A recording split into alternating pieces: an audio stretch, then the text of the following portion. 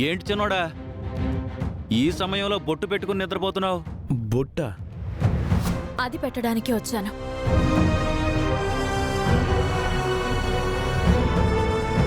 ఇంటి పరిస్థితులు బయట పరిస్థితులు ఏం బాగోలేవు. అందుకే బావకి ఎటువంటి ఇబ్బంది కలగకూడదని అమ్మవారి బొట్టుని పెట్టాను. తను నిద్రలో ఉండగా పెట్టాను. ఈ సమయంలోనే పెట్టాలా? తన మనసుకి కలవరంగా అనిపించినట్టుంది, అందుకని ఈ సమయంలో వచ్చినట్టుంది.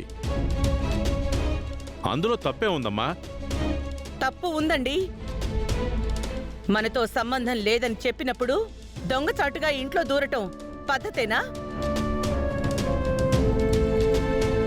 ఒకసారి ప్రసాదం వంకతో, మరొకసారి బొట్టు వంకతో, ఇలా ఎన్నిసార్లు వస్తుంది? నాకు అర్థమైంది. ఏదో విధంగా శ్రీకర్ని తన వైపు తిప్పుకోవాలనుకుంటుంది. ప్రసాదాన్ని వదిలేకపోయారా? ఎందుకు తిన్నారు మరి? ఇదిగో ముందు ఈ బొట్టు విషయం తెలుసు. ఇందులో ఏం కనికట్టుంది?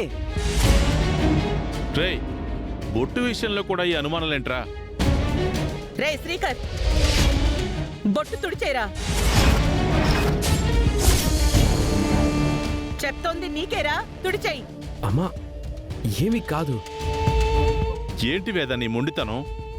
మీరే తుడిచేయండి అత్తయ్య.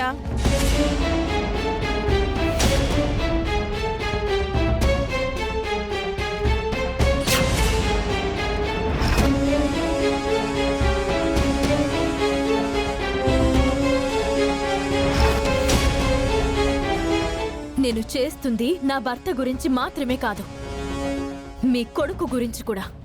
ఎందుకు ఇంత మూర్ఖత్వం? నేను మంచి కోసమే ఈ విధంగా చేశాను. తొందరపాటు పనులు చేయొద్దు. అమ్మా, బొట్టు విషయంలో ఇంత గొడవ ఎందుకు?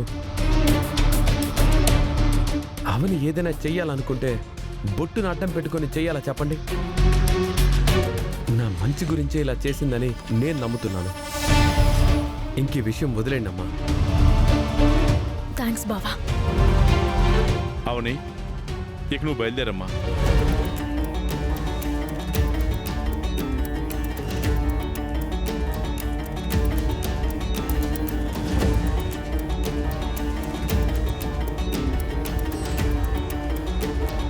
నువ్విలా ప్రతి విషయంలోనూ దాన్ని వెనకేసుకొచ్చావో అంటే అదిలా బొట్టు పట్టుకు రావడం మొదలు పెడుతుంది.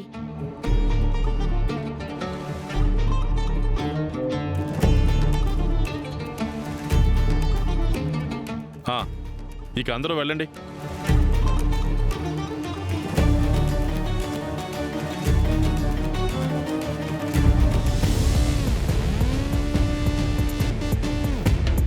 అవని ఏం చేసినా నువ్విలా సపోర్టుగా ఉండు. నీ జీవితమే కాదు, ఈ కుటుంబం యొక్క భవిష్యత్తే మారిపోతుంది.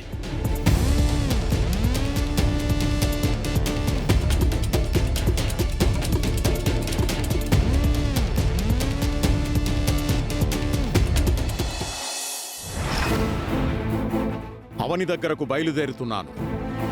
అవనితో ఇక్కడకు తిరిగి వస్తాను. చాలా కాలం తర్వాత అడవిని దాటి జనజీవనంలోకి వెళ్లవలసిన పరిస్థితి వచ్చింది. ఎందుకంటే మాయ వలన కొన్ని పనులు సిద్ధించనప్పుడు బదులుగా నేనే రంగంలోకి దిగక తప్పదు. అవనిని తీసుకొచ్చి అమ్మవారి సమక్షంలోనే అవని తనంతట తాను తాళిని తీసే విధంగా చేస్తాను. స్వామి, మీ మంత్రశక్తితో దూరం నుంచే తాళిని తెంచడం కుదరదా స్వామి? అవును స్వామి, ఆ విధంగా చేయండి. బాహ్య ప్రపంచంలోకి వెళ్ళి మీరు సమస్యల్లో చిక్కుకోవడం ఎందుకు? తాళి వంటి పరమ పవిత్రమైన వాటిని తెంచడానికి మంత్రశక్తులు కూడా పనిచేయవు. అవని వంటి భక్తురాలి తాళికి అంత శక్తి ఉంటుంది. ఆమె మార్గం సతీ సావిత్రి మార్గం. ఆనాటి సావిత్రి ముందు యమధర్మరాజంతటి వాడే నెగ్గలేకపోయాడు. అవని విషయంలో నాకు అటువంటి పరిస్థితి తప్పదు. అందుకే కష్టతరమైన పనిని ఛేదించడం కోసం స్వయంగా నేనే బయలుదేరవలసి వస్తుంది. మరి మీరు ఈ విషయంలో వెళ్ళడం మనుషుల నుంచి ప్రమాదం. అవనికి అనుమానం వస్తుంది కదా. అటువంటి పరిస్థితి రానివ్వను. తల్లి, నా కార్య సాధనలో నువ్వే ముందుండి నడిపించు.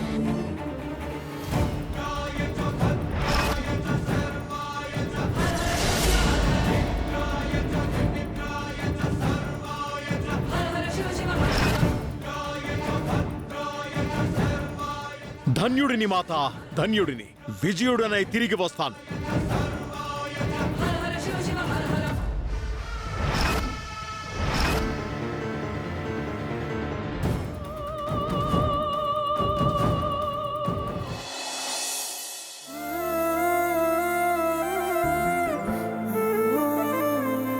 అవని, ఏంటి గౌరీ, ఏం కావాలి? నాకేం అవసరం లేదు. నువ్వెందుకు ఇలా ఉన్నావు? ఆఫీస్కి బయలుదేరలేదే? కొంచెం తలనొప్పిగా ఉంది, అందుకే ఆఫీస్కి లీవ్ పెట్టాను. కాఫీ ఏమైనా పెట్టి తీసుకురమ్మంటావా? ఇప్పుడేం వద్దు. మాత్ర ఏమైనా తీసుకురానా? వేసుకున్నాను. రాత్రి నీకు నేను చెప్పిన విషయం మర్చిపోకు. ఈరోజు ఇంటి నుంచి బయటికి వెళ్లకు. నా మనసుకి కీడనిపిస్తుందని చెప్పాను కదా, అందుకే జాగ్రత్తగా ఉండు.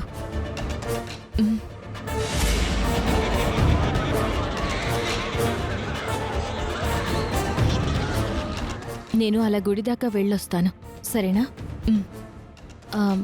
అవును, అర్చన కనిపించట్లేదు. ఎక్కడికి వెళ్ళింది? అక్క బయటికి వెళ్ళింది. అర్చన గుడికి వెళ్ళినట్టుంది. నువ్వైతే అస్సలు బయటికి పోవద్దు. అలాగే ఎవరినీ లోపలికి రానివ్వద్దు, గుర్తుంచుకో. సరే, నేను 1 గంటలో వచ్చేస్తాను.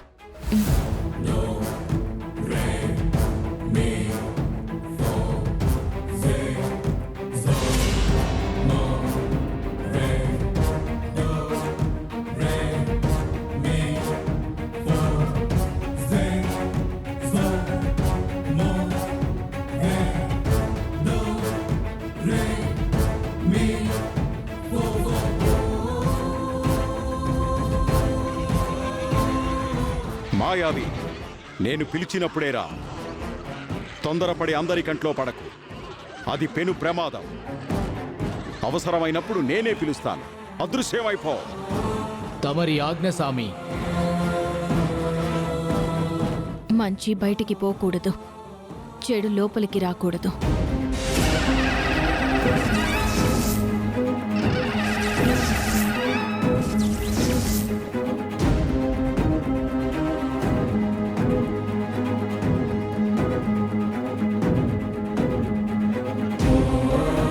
అవని, ఇది లక్ష్మణ రేఖ లాంటిది. ఈ గౌరమ్మ గీసిన రేఖ నీకు రక్షణ రేఖ. ఇది పరులెవ్వరికీ కనిపించదు, దుష్టశక్తికి తప్ప. దీనిని దాటి ఏ చెడు శక్తి, ఏ అపరిచిత వ్యక్తి లోపలికి రాలేరు.